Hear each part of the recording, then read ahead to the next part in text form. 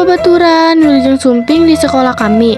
Nalika Aranjeun asup ke gerbang utama sekolah Bina Kebajikan, Aranjeun bakal disambut kalayan hangat ku guru-guru di dinya. Di dieu oge aya gedung SD. Di gedung SD aya sababaraha kelas, nyaeta ti kelas 1 nepi ke kelas 6.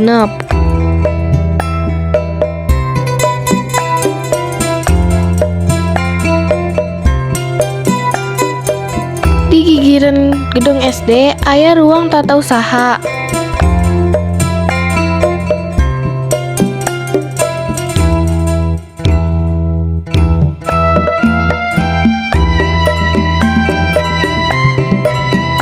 Ruang guru SD jeung UKS.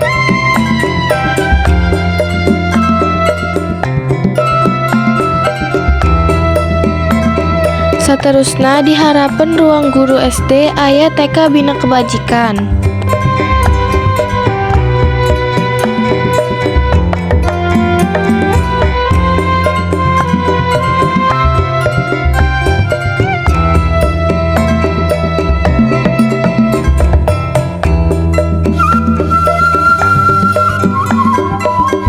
Di gigireun TK Bina Kebajikan aya jalan menuju ke SMP Bina Kebajikan.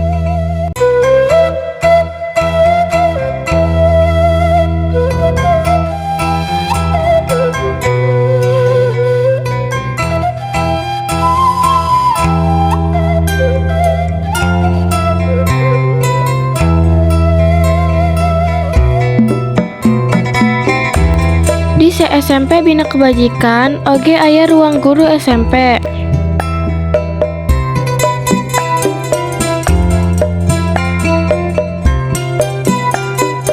Di gigireun ruang guru SMP aya ruang kelas 7.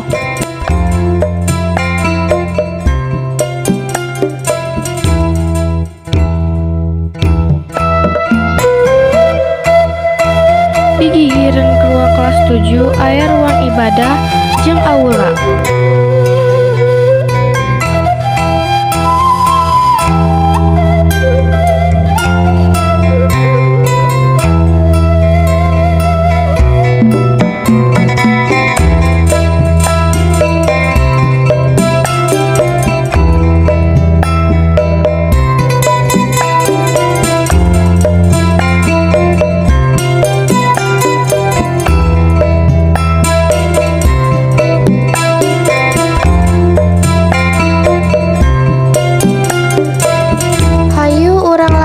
Lantai 2.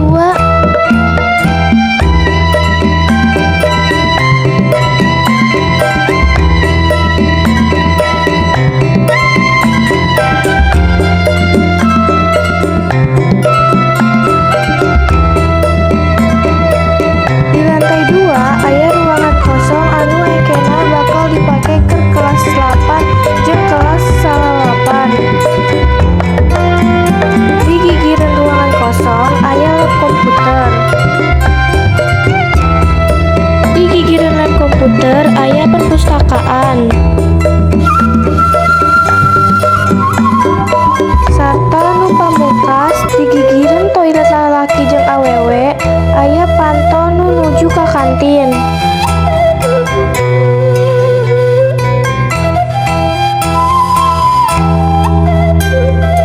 Hayu babaturan tong hilap kanggo daftar di Sekolah Bina Kebajikan.